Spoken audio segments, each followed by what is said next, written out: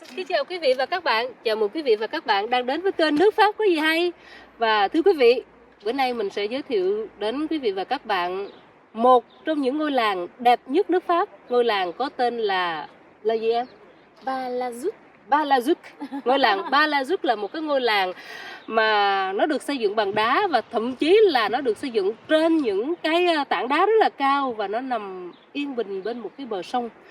Cái cảnh vật vô cùng nên thơ và đẹp đẽ. Mình cảm thấy rất là hạnh phúc khi được có mặt ở đây và được đắm mình trong cái ánh nắng của mùa đông ha, rất là ấm áp. Kiến trúc nhà cửa thì rất là quyến rũ bởi cái chất liệu là đá.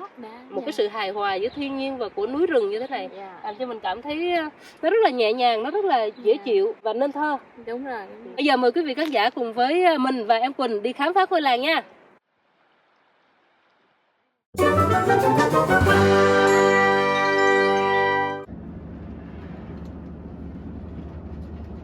Chuyến phiêu lưu lần này của hai chị em mình là tụi mình sẽ di chuyển bằng phương tiện công cộng. Đó có thể là tàu, có thể là xe buýt, có thể là phà, có thể đón xe ô tô stop qua Giang.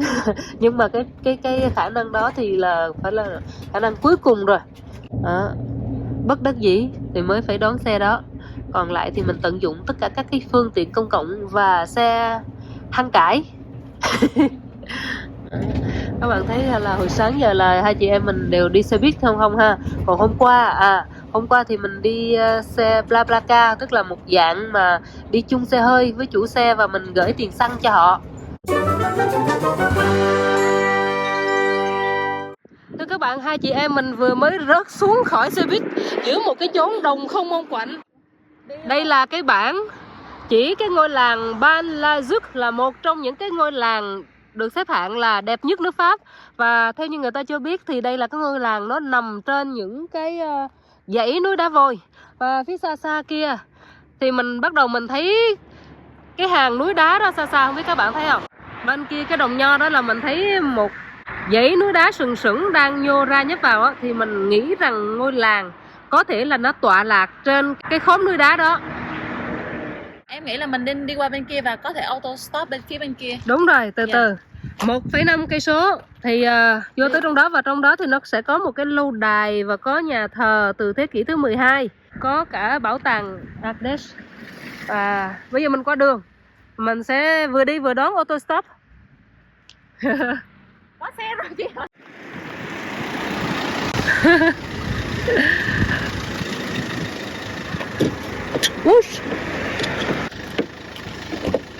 Bonjour madame, est-ce que Vous allez où? dans le village Bar-la-Duc, s'il vous plaît? Merci beaucoup. Attendez. Merci beaucoup, on a de la chance. Moi je m'appelle Toine. Ma copine s'appelle Quỳnh. D'accord. Et vous? Moi, Odette. Odette. Enchantée Odette. Et merci beaucoup pour nous aider. De rien. Oui. Voilà. Est-ce que c'est loin? Bar-la-Duc, Oui. 2 km à peu près. Ah, d'accord. Le village, il est par là-bas. Ah oui, d'accord. Merci beaucoup. Et vous habitez où? En dehors du village. Ah, en dehors du village. Bar-la-Duc, mais à 3 km du village, à la campagne. D'accord, à la campagne. Voilà. Bar-la-Duc, c'est une ville ou c'est un village? Un village. Un village? Oui. D'accord, Il y a merci beaucoup. 350 habitants à peu près. 350? Oui. Donc on peut habiter là-bas alors? Donc, mais là, l'hiver, les commerçants, c'est fermé. Hein. Il y en a un d'ouvert. Oh, c'est tout? C'est tout. Alors ça, c'est ma copine. Ah, elle fait autostop peut-être? Je vais voir si elle veut que j'apprenne. Tu veux profiter de la voiture? Bà đang chuẩn bị đón bạn của bà. Je fais taxi. Taxi. Aujourd'hui, je fais taxi. Bonjour madame. Tu arrives? On fait des autostops? C'est 3. Non mais on va jouer aux cartes. Aux cartes? Oui. Ah d'accord, mais c'est génial. La vie est belle comme ça, hein? Oui. Voilà, oui. Comme ma belle-mère, elle aime bien jouer aux cartes. Aussi? Oui. Et voilà. Elle a 83 ans maintenant. Mais comme moi. Ah c'est vrai? Oui. Ouh. Vous êtes plateforme, hein? Heureusement. Oui, heureusement, ma belle-sœur, elle est très dynamique. Normalement, elle marche beaucoup. Mais moi j'ai bien mal là. Ah, c'est vrai? Oui. Oui, elle aussi. Elle a du mal un petit peu au genou, mais pas trop. C'est l'âge, hein? Oui. D'accord. On a toujours mal quelque part. Hein, Oui, bah, même moi. Hein. Oui. Et vous vous appelez comment? Marie. Marie. Marie, on dit que Marie. D'accord, Marie. C'est eux. Voilà. D'accord. Alors, je me gare là, hein? Ah, c'est vrai? C'est parfait. Queen, comme la reine. Oui. Merci beaucoup, c'est gentil. Moi, je m'appelle Toine. Toine comme Antoine. Oui. Et vous supprimez un, vous gardez Toine. Toine. Voilà, c'est parfait. Oui.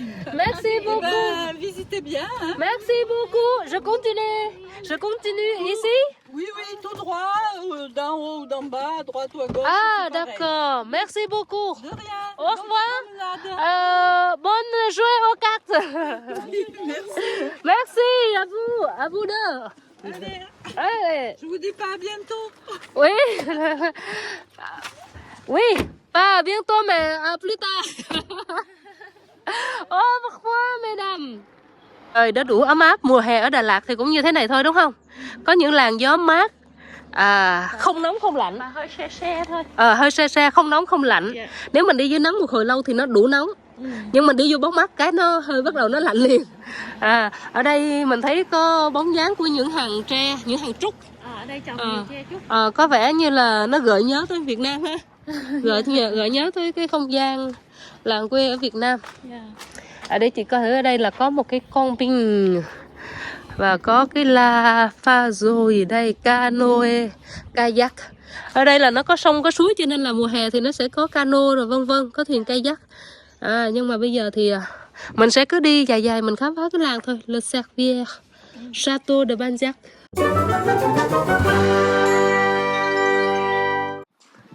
Trời đã bắt đầu ấm lên cho nên là hai chị em mình bắt đầu lột dần. Lột dần từ ngoài vào trong. Còn 2 lớp. Chị chỉ còn 2 lớp thôi. Em còn 3 lớp ạ. Vậy hả? Cái tường đá cái như cái bàn tay hay là cái gì đó nó chậm hơn. Đẹp quá. Đó. Những cái dãy đá nó xếp chồng lên nhau ha. Đẹp. Ở đây có église, lối vào nhà thờ, và bên kia ở phía dưới là ngôi làng. Đặc sản ở cái vùng này nói chung á là nhà được xây bằng đá thưa các bạn. Mà em Quỳnh nó gọi là nhà đá. Và nếu mà chị mua một cái ngôi nhà đá thì Em sẽ đi Tân Giang một cuốn lịch. để cho chị bóc lịch trong nhà đá, đúng không? Nếu mà chị phải mua cái nhà đá ở đây thì em sẽ tặng lịch. Một ý tưởng rất là tuyệt vời và cảm ơn cái lòng tốt của em. Ở suốt ngày chị bóc lịch trong nhà đá thì chị sẽ nghĩ đến em Quỳnh, đúng không? Dạ đúng rồi. Ngày dài tháng rộng ở đây mà. Em thấy không, ở dưới cái tán cây này người ta đặt một cái ghế đá, mình ngồi đây thong thả, nghe chim hót và ngắm lá rơi, ngắm nhà, ngắm cửa, ngắm nhà hàng quán bar. Nó cũng rất là ok đúng không? Cái những cái cửa bên này là họ thay màu xanh fleur. Đúng rồi. Nhà Nhẹ nhàng á. đúng rồi, cái cảm giác nó nhẹ mà nó lại nổi lên trên cái màu sáng sáng của đá đó. Nó rất là phù hợp. Cái nhà thờ rất hấp dẫn, nhưng có lẽ là mình sẽ quay lại cái nhà thờ này sau. Bây giờ chị thấy chị bị hấp dẫn bởi vẻ đẹp của ngôi làng á. Mùa này cây nó rụng hết lá cho nên là ngôi làng nó hiện ra một cách rõ ràng, rõ nét. Và ngôi làng này thì nó thuộc về Ardèche, chứ nó không phải thuộc về cái tỉnh Ga giống như là hồi sáng. Ô buồn hiu, mãi ngói buồn hiu. Có cô khách lạ đi lên đi xuống. Nhưng may mà có em, đời còn dễ thương đó Quỳnh. Đời em nó vốn dễ thương rồi mà có thêm nhiều người dễ thương nữa. Dạ. Đó. Em cũng đọc thêm một số thông tin về cái làng này. Để chị coi thử, ở đây nó có nhiều cửa quá mà không biết có phải không gian riêng tư của người ta không. Ồ, mình có thể đi ngang, đi xuyên qua đây được. Ồ, ở trên này là nó có một cái hàng ba của một cái gia đình này đây. Bây giờ em có thể hình dung được vì sao cái mái vòm người ta phải xây như vậy để người ta có một không gian đi. Bonjour monsieur. On visite un peu. On peut entrer dedans? Non? Non? C'est privé. Allez-y, c'est privé, mais il n'y a rien. À d'accord, merci. Je regarde un petit peu. Merci. Đây là cái cổng vào nhà của chú. Có thùng thư đây nè. Mà mình nói mình có thể vào coi được không? Ông nói nó riêng tư nhưng mà không có gì trong đó đâu. Cứ vô coi đi. Đây, tức là xe cũ, xe máy cũ, xe đạp cũ họ chất một mớ ở cái chỗ này. Giống như là cái nhà kho. Và đây là nhà riêng ha. Cái mức độ là nó là nhà riêng, nhưng mà nhà riêng thì ngày xưa người ta cũng xây những cái ngôi nhà bằng đá rất là kiên cố như thế này. Cái lối vào những cái nhà này nó như thế này. Người ta để rất là nhiều cái đồ lạc son người ta để đó. Và ở trên kia thì là mới là cái tầng của người ta ở. Còn đây dạng như là ở Pháp thì người ta không có ở dưới tầng trệt, mà tầng trệt chủ yếu là người ta làm cái nhà kho để đồ cũ hoặc là gara. Cái vòm lá này nó cũng xanh tươi quá, xanh mát quá. Đây ở đây mùa hè mà có cái bàn ăn cơm ở dưới cái vòm lá xanh tươi này cũng tuyệt vời rồi. Và đây là cái cây trúc đào. Chưa có nở hoa, vài tháng nữa nó mới nở hoa. Mùa thu lá rụng bay vào chân em, bay vào sân em chứ hả? Quét mệt quá luôn á, nhà anh mà em phải quét mà cứ bay vô bay nhà em mà. Bây giờ đi lên đây coi nữa nè. Dạ. Thích quá, đâu có cần phải ở những cái thành phố lớn gì đâu mình mới được đi trên những con phố lát sỏi đâu, đúng không?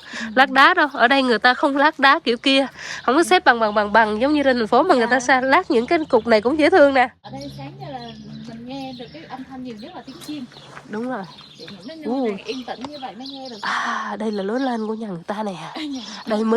Đây mới là cái lối lên chính. Cửa chính, còn dưới đó là cái chỗ mà đựng đồ lạc son thôi. Chị ơi, hình như không phải là nhà mà cái cướm gì luôn nè. La Mairie. La Mairie em ơi. La Mairie hả? Đây nè, có cái chữ La Mairie nè. Ai cũng lên được. Ai cũng lên được, mình lên thôi. Tiến lên anh em ơi. Ở bên đây họ bắt đầu. Nhà thờ kia rồi, nhà thờ. Chuông nhà thờ đã đổ 2 giờ.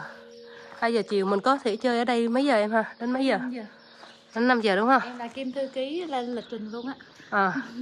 Thư ký rồi trợ lý rồi chị giao hết tất cả những cái chức vụ đó cho em. Cái trái thông này nó ngộ quá ha, lần đầu tiên mình. Wow, cái trái thông này nó giống như nó được mạ một cái lớp màu vàng bạc á, màu vàng bạc á, nó mà trang trí vào mùa Noel thì rất là ok. Còn cái gì đây, cái ngóc vách gì đây? Ngộ ha. Cái gì đó Quỳnh? Dạ. Ở trên đó có cái gì? Ok. Ok. Chị khám phá ở đây có một ngóc ngách tự nhiên, nó có cái nhà này nó lõm vào một chỗ, nó lõm vô một khúc và chẳng để làm gì cả. Nó để làm cái cầu thang. Đó là cái cầu thang, còn phía dưới thì nó lõm vô một cái, người ta để một cái cây trong đó. Đây là cái tòa thị chính các bạn, nó nằm ở một cái vị trí cũng hết sức là đặc biệt và bất ngờ. Trời, coi người ta xếp đá nè, mà đâu có thấy có cái gì để kết dính nó đâu. Nó nằm có vẻ như hơi lởm chởm ra đúng không? Xếp lên thôi. Từng cục tròn này giống như em bé. Đây là cái này nó giống như gần nhóc xi măng này chị nè. Nó gần giống mà thời bây giờ thì người ta làm xi măng như hồi sáng cái chú kia kiến trúc sư chú nói đó. Thời giờ thì họ sửa lại, họ nhét xi măng vô nè. Hồi xưa thì họ có một cái kỹ thuật khác. Nó cũng gần như xi măng. Trời ơi, chị thấy cái làng này nó cổ kính lắm em. Thấy cái bản La Mairie không? Nghĩ sao hồi sáng cái La Mairie hồi sáng nó là một cái lâu đài. Nó đẹp đẽ như thế. Còn đây là một cái tòa nhà rất là cũ kỹ bằng đá. Đây đúng là nhà đá rồi Quỳnh ơi.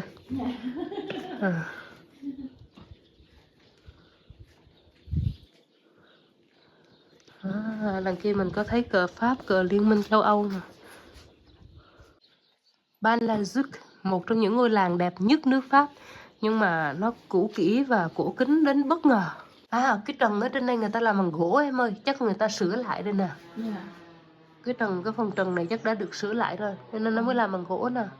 Gỗ này thì không thể chịu đựng được lâu năm đâu. Và trên đó là người ta lợp ngói kìa, ngói nó chen lẫn giữa những cái thanh gỗ kìa. Đi tiếp.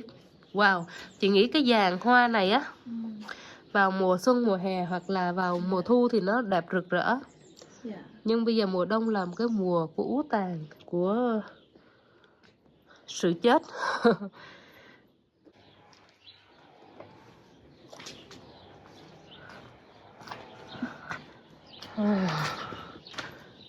Rau má. Rau má Pháp mọc đầy. Người ta chất củi. Cái tòa thành này sao nó lại cổ, nó lại đổ nát thế này. Nó có vẻ là nó cũng thiếu cái sự trùng tu hả Quỳnh hả? Chị thấy rất là nhiều cái bức tường đá đã bắt đầu đổ nát rồi. Nó khác với cái ngôi làng hồi sáng. Ngôi làng hồi sáng thì có vẻ nguyên một cái quần thể nhà nó được trùng tu, được bảo dưỡng tốt hơn. Nhà của nghệ sĩ La Maison des Artisans, ngôi nhà của những nghệ sĩ, của những cái người mà làm họ làm thủ công mỹ nghệ đó em. Họ làm bình ly đó, họ làm ly tách á. Đúng rồi. Wow, không vào được. Đó. Rất hay là ở đây người ta hay làm những cái mái vòm như thế này. Tạo một cái không gian sân thượng ở bên trên luôn. Thật là bất ngờ, chúng ta đang ở tại một trong những ngôi làng được mệnh danh là đẹp nhất nước Pháp. Nhưng mà khi mà mình tới đây thì mình thấy ngoài cái vẻ cổ kính của nó ra đó, thì hiện giờ mình vẫn chưa thấy cái gì gọi là đẹp nhất nước Pháp. Tuy vậy tại sao cái nơi này lại thu hút rất nhiều khách du lịch đến đây? Và chúng ta sẽ cùng nhau tham quan, sẽ cùng nhau khám phá, xem thử ở đây có cái gì mà thu hút người ta đến vậy nha các bạn. Có cô khách lạ đi lên đi xuống đây, hồi nãy cô đi lên rồi bây giờ cô đi xuống. Có đây có những cái bảng thông tin nè em. Người ta khóa nó lại nè, nhưng mà cần niêm yết cái gì hoặc là trang trí cái gì để cho cái nhà này họ trang trí sản phẩm của họ. Cũng có thể trưng bày sản phẩm chứ. Cũng có thể sản phẩm hoặc là thông tin về sản phẩm. Dung dẻ.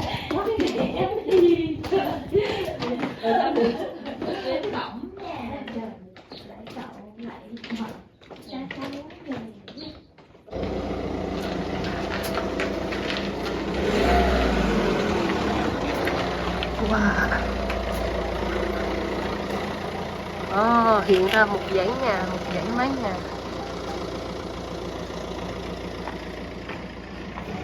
nhà. Bên kia những cái thớt đá bên kia em ơi. Hoa bắt đầu nở. Toàn bộ những cái cành cây khô khẳng khiu này vào mùa kia, vào mùa xanh mát, mùa hè, mùa xuân, mùa thu thì ôi nó sẽ vô cùng xanh tươi. Và đúng rồi, và nó cũng đổi lá nha em. Nó đổi màu đó, lá nho nó cũng đổi màu, màu đỏ, màu vàng. Xuống cái hẻm này đẹp đẹp nè. Mà lá nho là ăn được đó. Đúng rồi, nhưng mà nó không ngon em ơi. Nho cái nho mà trồng làm cảnh như vậy nè. Lá nho. Nhưng mà cái trái thì nó thơm lắm, nhưng mà ăn nó không ngon. Cũng tùy nhà, có nhà họ trồng luôn cái trái nho ngọt đó. Cái đường này mình có thể đi xuống. Để coi. Chị muốn có một cái view về cái dãy đá bên kia. Đá này phải có cái chỗ thấy thôi, mới nãy thấy cái tấm hình chụp. Đúng rồi. Có, mình có thấy trên internet á, cứ từ từ mình có nhiều thời gian mà. Wow. Những cái căn nhà nó cứ nối liền nhau em. Nè em thấy không? Căn bên này nó nối liền dưới này dưới kia, rồi cái căn kia nó nối lại qua bên này. Nó là một cái tổng thể em thấy không? Vách của nó nối nhau thì có nghĩa là khi người ta xây dựng, người ta đã tính toán tới cái hình hài của nó rồi. Chị Chỗ nào có cái gì nhắc rồi. là em nhớ tới phim kiếm hiệp Trung Quốc á, mình À, bay trên người ta nóc nhà. người ta bay Thì cái nóc nhà này rất là tiện để bay từ À. nhà này qua nhà nọ, không sợ rớt. Đúng rồi. Bay bạc Ví dụ mình làm thích khách, có thích khách cái là mình À. Có thích khách đội cái nón giống như hồi sáng em đội. là mình cứ bay trên nóc nhà thôi. Ở đẹp quá. Cây ô liu này nó lớn nè. Dạ. Lớn quá trời lớn luôn ha. Cao. Ở Maroc á chị thấy mấy con dê á, Dạ. nó trèo lên Dạ. mấy cây ô liu này luôn á. Ở Tây Ban Nha có những cái gốc ô liu mà người ta trồng luôn á, À. 7-80 năm, Ờ. tức là nó rất là to luôn á. Wow. Rất là to. Em ơi, Ô, đây. trời đất ơi, một khung cảnh Wow. thiên nhiên vô cùng lộng lẫy, vô Hùng cùng vĩ. ngoạn mục. Wow, vô cùng hùng vĩ. Mình yên tĩnh ghê á, có cây cầu, lát nữa mình sẽ tới gần cây cầu. Ừ. Đẹp quá hả, những cái thớt đá như thế này. Đúng là thiên nhiên rất là kỳ diệu, ai có thể xếp đá như vậy và để nó trường tồn qua hàng thiên niên kỷ, Và giống như nó không rớt xuống. và giống như là lấy cái cưa ở giữa, Đúng rồi. cắt Ờ. ngang rất là bằng nha. Đúng rồi. Rất là bằng với nhau luôn. Rồi sắp nó lên như vậy mà nó không đổ, nó là từng thớt riêng biệt mà nó Đúng không rồi, đổ. nó từng thớt này, những cái Ừ. bên kia cũng vậy. Bên kia cũng vậy. Và cái nước ở dưới thì xanh rồi trong Ai đã cắt nó? non nước Có thể nào người của thời xưa, những người cổ đại người ta đã làm điều đó hay không? Hay là thiên nhiên tự nó làm bằng được như vậy? Dạ. Mẹ thiên nhiên cũng lắm nghệ thuật. Đúng rồi.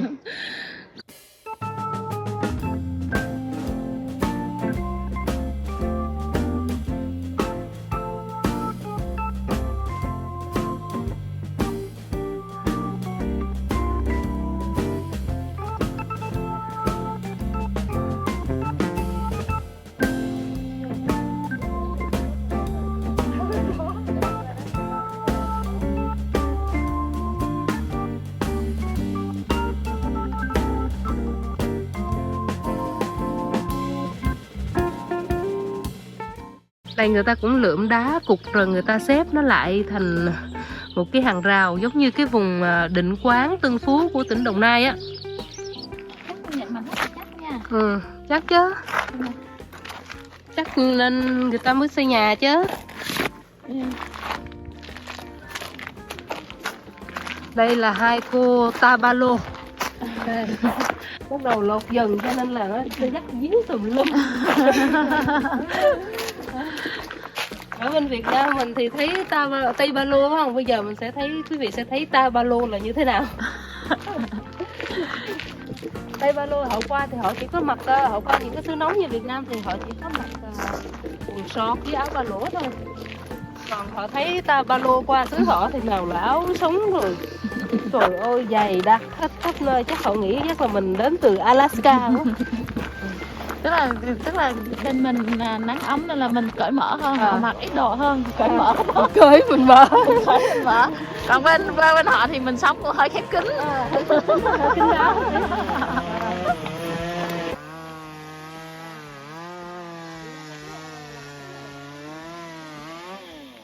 Bonjour. Bonjour monsieur. Pourquoi vous le coupez? Pardon? Pourquoi vous coupez l'arbre? C'est la taille. Ah, C'est pas coupé complet, c'est juste une taille. une taille, taillée. Taillée. Ah, c'est pour ça. Voilà. C'est quel arbre vous êtes? C'est du chêne. Ah, le chêne, du bois. C'est du bois moi. Oui. Merci, au revoir, bon Au revoir monsieur. Hoa đẹp quá nè. Xuân đã về, kia bao ánh xuân về tràn lan mênh mông. Trên cánh đồng chim hót mừng đẹp ha. Các bạn coi cái mái của cái nhà này là không phải cái nhà mà mình nghĩ là một cái phòng để xe thôi, mà nó sát ở bên vệ đường luôn. Đã thấy mái ngói rồi, nó sát bên, nó ngang tầm mình thôi. Hai chị em đang đi dần dần xuống bờ sông. Ga nè, ga Thả Vương. Wow, đây cũng có gà Thả Vương nè. Đó. Cục tác. Nó không thèm trả lời, trả vốn hết, thôi mình đi tiếp. Ở đây giàu về đá, người ta là tỷ phú đá, cho nên là đụng đâu cũng thấy bờ rào đá, đá ngồn ngộn. Ở đây chắc có thể là người ta sẽ có những trò chơi xã hội như là ném đá tay. Trò chơi trò chơi ném đá giấu tay này thật là thân thiện. Nó phải thân thiện với môi trường, nó phải cái văn hóa xã hội của mình. Rồi ném đá giấu tay. Waterfall à, có nghĩa là trong này nó thay vì có cái office de tourism, thay vì có cái văn phòng du lịch thì nó chỉ có một cái điểm để cung cấp thông tin thôi. Mình trễ thì mình về chuyến sau và mình đón hoàng hôn ở đây cũng đẹp lắm á. Nè, cái góc này nè cũng đẹp nè.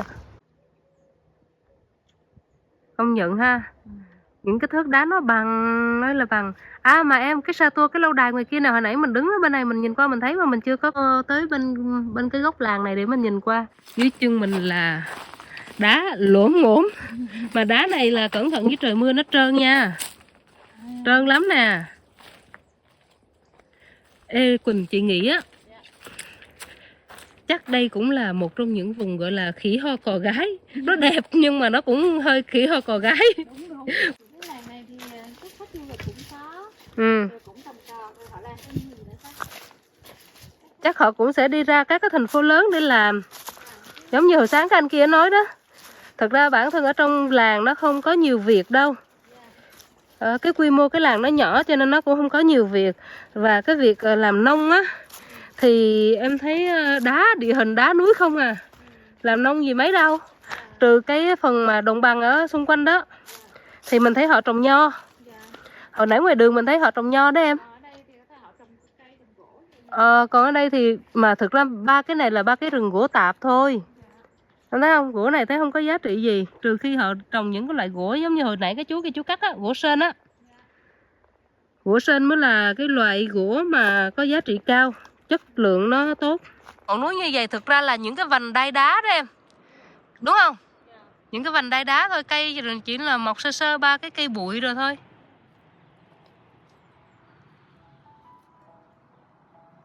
Một cái ruộng nho, xong rồi những ngôi làng bằng đá với mấy gòn ngói rêu phong nằm bên một cái bờ sông, và bên kia là vách đá.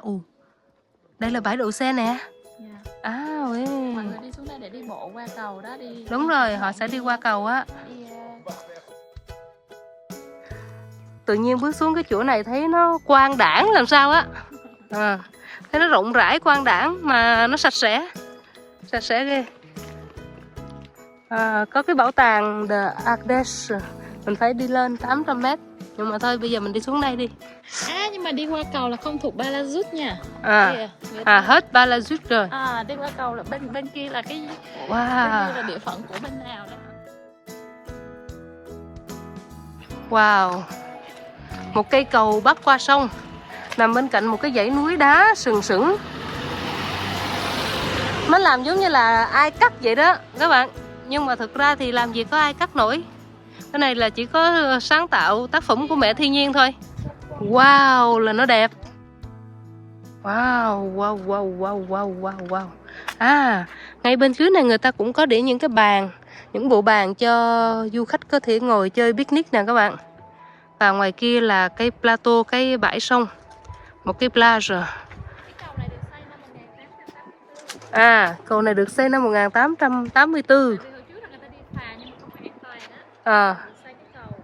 Đúng rồi. Hồi xưa thì có một cái phà để cho người dân đi lại ở đây, nhưng mà vì nó không được an toàn cho nên là sau đó người ta đã xây một cái cầu. Và đây là cái chắc là cái camping. Đây là cái plage public. Đây là cái bãi biển công cộng, cái bãi sông công cộng, ai cũng có thể xuống dưới đây chơi. Mình thấy ở đằng kia bên cái mép nước xanh rờn đó, dưới bãi cát đó có một số người đang nằm. Vào cái mùa đông này á thì mọi người rất là cần ánh nắng mặt trời. Người ta cần cái sự tổng hợp vitamin D từ ánh mặt trời để có thêm năng lượng. Và trong những cái ngày nhàn rỗi thì người ta ra đây người ta nằm. Có những ông bà già đã về hưu, những bậc cha mẹ dẫn theo con cái. Bây giờ đang là cái mùa nghỉ của trẻ con, mùa này nó không đi học. thì các cô cậu bé có thể ra đây chơi. Đã mấy tiếng đồng hồ chị em mình ở đây rồi, nhưng em Quỳnh vẫn chưa bao giờ hết ngạc nhiên bởi cái sự tài tình của thiên nhiên với những cái thớt đá cao sừng sững và xếp chồng lên nhau ở đằng kia. Cái đường cắt rất là bằng. Rất là bằng và rất là đều. Mà chị có cảm giác như là nó được cắt bằng máy vậy á. Đúng rồi, giống như là một cái đường nó cắt từ bên này qua bên này và một cái máy rất là đều. Một cái máy khổng lồ mới có thể cắt được những cái tảng đá từ thiên nhiên như vậy.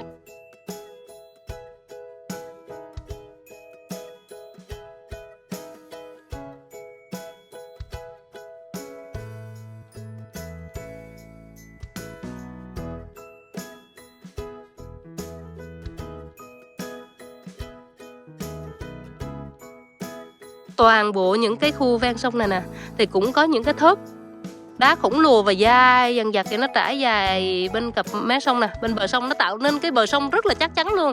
Chắc chắn con người không thể nào tự tạo ra những cái bờ kè được vững chắc như thế này. Ngay mép nước cũng vậy, những cái tảng đá đó là tảng đá trơn, mình nghĩ giống như là trơn như mỡ gà vậy đó.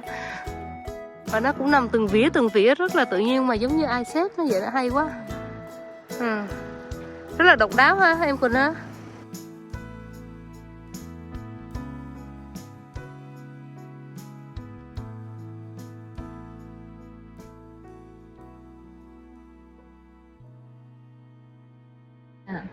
Trời ơi đã quá.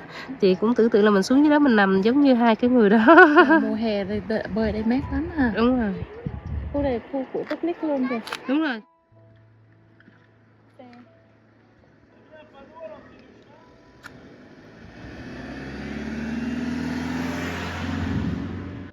Họ nói chuyện với ai à? Nói chuyện với một cái chú trên kia. Mình sẽ bonjour họ.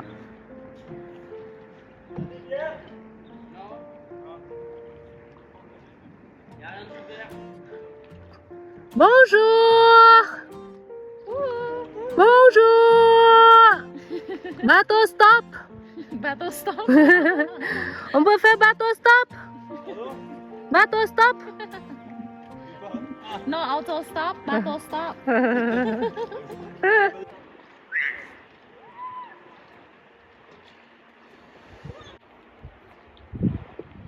Duy nhảy lên được cái cano đó, ai cho mình đi một vòng ha.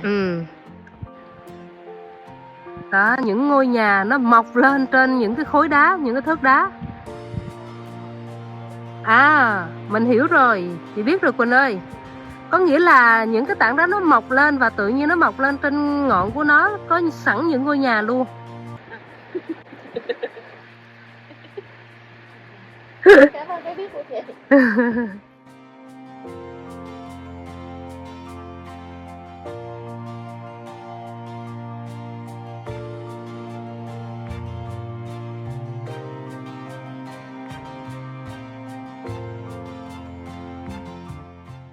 Cái thuyền nó lại trôi về hướng đó kìa.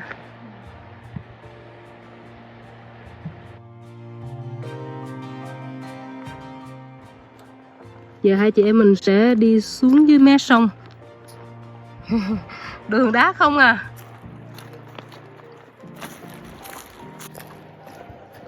Này người ta xếp những cái viên đá tròn tròn nhẵn nhẵn này để cho tạo thành đường.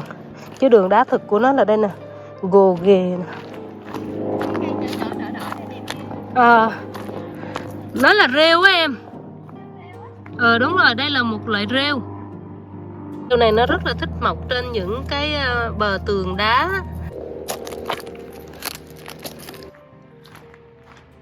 Trời ơi, cái vỉa đá này Quỳnh.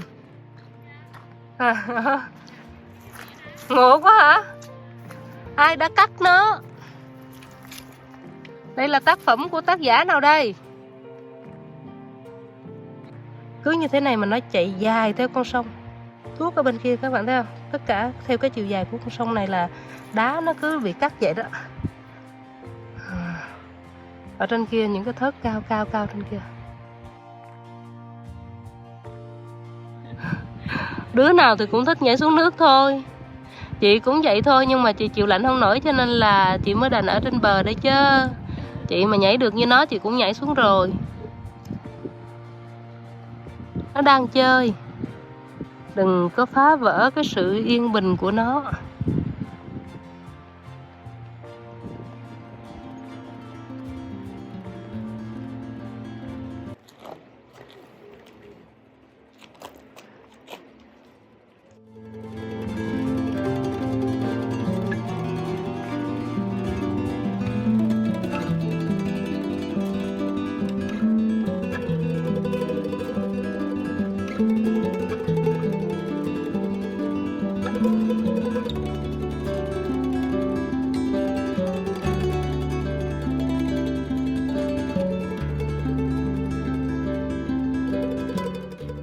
Sắp tới giờ về rồi mà không nỡ rời đi.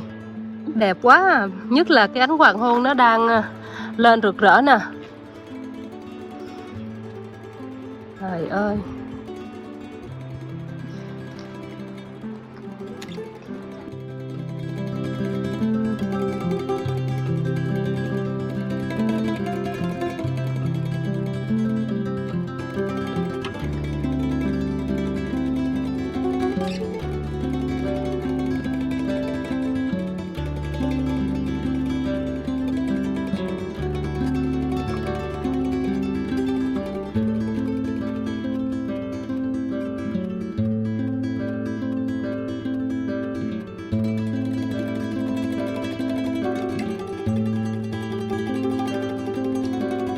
Những ngôi làng mà có những cái view đẹp như thế này và đặc biệt là độc đáo như thế này, ở Pháp nó vẫn giữ được cái vẻ yên bình của nó.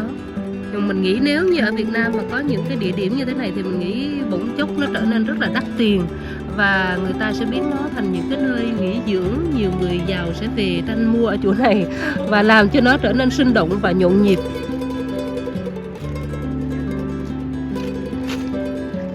Oh la la la la. Oh la la. Elle a quel âge? 3 mois. 3 mois. Oh là là, tout petit bébé. Elle s'appelle comment? Tartine. Tartine. Ah, c'est comme une recette? Ouais, c'est comme du pain. Oui, tartine, oui c'est ça. C'est ça. Oh là là, on va la manger un jour. Oh non.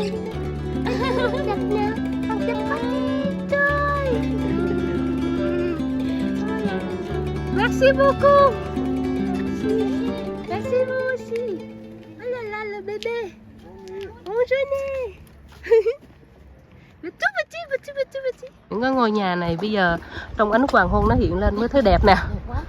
Đẹp quá trời. Hiện đại cũng mới đẹp. Tức là Trời kết ơi. hợp giữa hiện đại một chút á, nhìn nó rất là Đúng rồi. ờ, Sao ta quyến rũ. em không biết dùng cái Nó vừa sang trọng. em Nó nghĩ nó hoàn hảo hơn á, Ờ. là kết hợp giữa hiện đại và truyền thống á. ừ. Nó vẫn có cái vẻ quyến rũ và nó vẫn sang trọng. Nó vẫn sang. Vẫn cổ kính mà vẫn sang Ừ, trọng. vừa cổ mà vừa sang. Đó, cái nhà trọ cái góc Cái này gọi là tân cổ giao duyên. Đẹp không? Chị rất thích cái view ngay đây. Ai mà có cái nhà ngay đây là đúng là mới đáng sống nè. Trong cái làng này chỗ này đáng sống nhất. Hoàng hôn đã buông xuống và cũng là lúc mình và em Quỳnh giả biệt ngôi làng đẹp nhất nước Pháp. Một trong những ngôi làng đẹp nhất nước Pháp, Val-la-Duc. Có cái cầu thang lên tuốt trên cao, trên nhà bên kia. Sao mình lại đi xuống mà mình không đi lên trên cao? để mình đi qua cái cổng bên này thì em lại đang kiếm đường em đi nè. Cái hướng ở bên đó. Wow, cái chỗ này nó đẹp quá nè. Làm sao để leo được lên cái trên đó nè. Mình phải đi lên con đường trên kia. Đây nó có cái đường đây. Đi xuống Wow. đây, leo lên trên đó. Bà coi. Ở dưới này nó có một cái khoảng sân. Xong rồi lên trên kia thì nó có một cái như cái lâu đài gì vậy. Không? Với những cái mái ngói của nó rất là đặc biệt. Và từ trên những cái view cửa sổ đó có thể nhìn qua cái dãy núi bên kia. Đâu? Ai kêu tôi đó? Có tôi đây. Mình sẽ theo chân em Quỳnh đi xuống dưới đó. Duyên gì mà duyên dữ vậy? Đẹp gì mà đẹp dữ vậy? Tôi đi chết đây. Đẹp quá, ai chịu cho nổi. Nó đẹp một cách độc đáo, nó đẹp một cách đặc biệt. Có thể rằng trên cuộc sống Có thể thấy rằng trên cuộc đời này có những cái vẻ đẹp khác cũng rất là quyến rũ, nhưng mà mình thì mình dễ bị thu hút bởi những cái vẻ đẹp mà nhân tạo, do con người tạo ra, nhưng mà nó dựa trên những cái chất liệu là thiên nhiên, nó rất là gần gũi với thiên nhiên như thế này. Chưa bao giờ mình cảm thấy chán. Nó có một cái lối đi nhỏ xíu em Quỳnh ơi. Còn ở đây thì nó có cái lối đi xuống. Đường lên lối xuống thênh thang, chỗ nào cũng có, nhưng mà chỗ nào cũng có bạn hướng dẫn nha.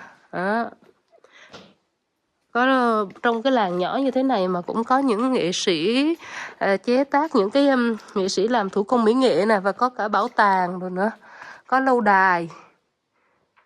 Wow. Mình đi này có cảm giác mình đang đi vào nhà người ta á.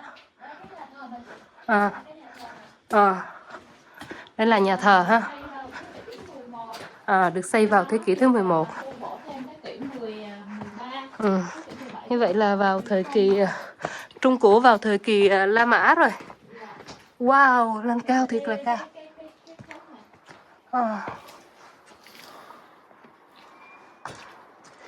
Cái này là biểu tượng của mặt trời nè. Cái gì biểu tượng của mặt trời? Sao nó nhỏ xíu vậy? Nhìn giống biểu tượng mặt trời mà. Đúng rồi. Sao nó nhỏ xíu vậy? Thì họ xây 3 cái ô này để hướng cái ánh nắng giúp hoàng hôn. Và phía trên là nó có mặt trời, và phía trên là có ngôi sao.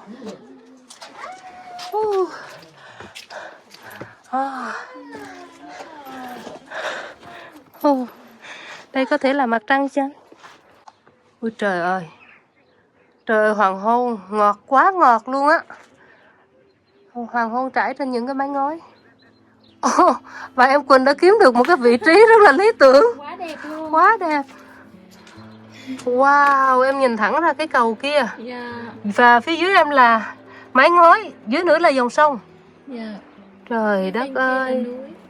Bên kia là những dãy núi mà em luôn trầm trồ. Em ngồi đó chị chụp cho em cái hình. Dấu vết bụi đường.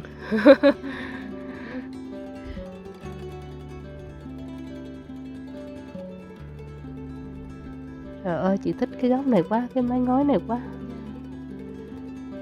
Cái cầu.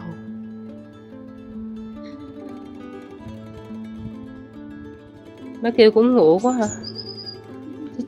Chiêu.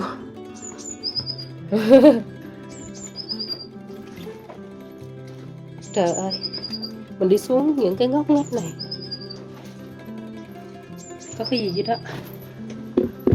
Nhà người ta. Không phải. Cái gì? Là một cái đống đá đổ nát, không có gì trong đó hết. Escalier là cái cầu thang bộ. Đâu? Cửa đâu? Nó luôn có những cái cửa như thế này.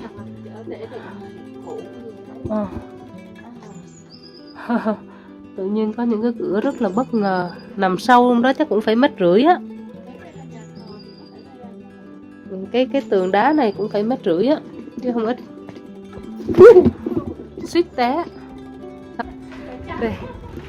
Hoàng hôn nè. Nó chiếu vô trong cái con hẻm nhỏ nè. Wow, nó rực rỡ ghê á. Hoàng hôn rực rỡ quá. Đó. Chị muốn từ cái góc bên này chị nhìn qua cái lâu đài kia.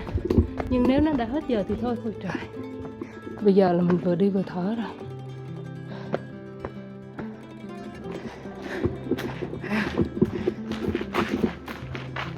Thở rồi. Thở ra khói rồi.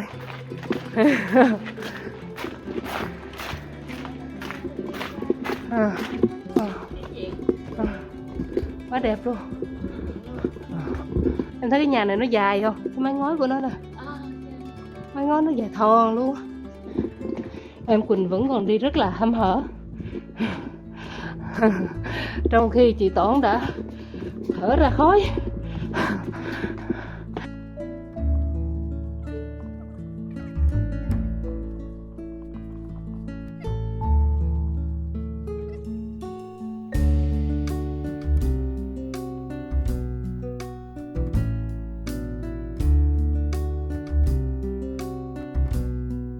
mà chị có đủ sức để đi lên nhà thờ hay không?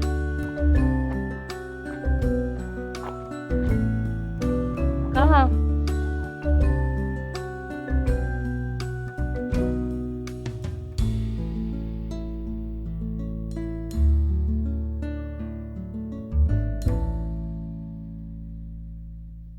Hey, thưa quý vị.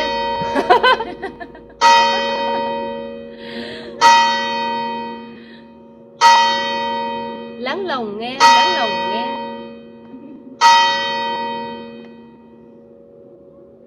Thưa quý vị và các bạn, khi hoàng hôn buông xuống cũng là lúc mà chuyến tham quan ngôi làng Ban La Duc, một trong những ngôi làng đẹp nhất nước Pháp đã kết thúc, và hy vọng rằng quý vị cũng yêu thích cái vẻ đẹp của ngôi làng này. Riêng em thì em thấy ngôi làng này như thế nào Quỳnh? Quá đẹp, quá ấn tượng chị. Phong vĩ nhất là nó nằm trên cái khối đá to, và em vẫn thắc mắc là thiên nhiên cắt như thế nào mà rất là sắc nét. Ngoài cái ấn tượng những cái thớt đá đó ra thì chị rất là ấn tượng với những ngôi nhà nằm trên đỉnh của những khối đá. Mình nghĩ rằng vào một cái mùa nào đó, ví dụ như mùa xuân, mùa hè, mùa thu, thì quý vị tới đây cái vẻ đẹp nó sẽ còn rực rỡ hơn nhiều, với cảnh sắc nó tươi sáng hơn, hoa lá cỏ cây nó rực rỡ hơn. Nhưng mà dù sao thì mùa đông thì nó cũng có cái vẻ đẹp của riêng nó. Hy vọng rằng quý vị cũng yêu thích nó, và nếu quý vị cũng thích thì xin hãy để lại cho mình một like và một comment trên video của mình nhé. Và xin hãy tiếp tục theo dõi hành trình của hai chị em mình trong những điểm đến tiếp theo nha. Bây giờ thì xin cảm ơn và chào tạm biệt. Chào tạm biệt. Au revoir. Bye bye. Bye bye. Ok. Nãy giờ ấn quay chưa đó? Quay rồi. Thành luôn á, đẹp.